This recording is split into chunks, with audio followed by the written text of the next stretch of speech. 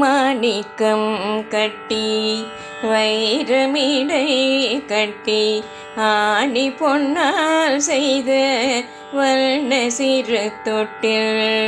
மாணிக்கம் கட்டி வைரமிடை கட்டி ஆணி பொன்னால் செய்த வண்ண சிறு தொட்டில். பேணியுனக்கு பிரமன் வீடு தந்தான் மானி குரலனே தாலேலோ வையமலர்ந்தானே தாலேலோ வையமலர்ந்தானே தாலேலோ.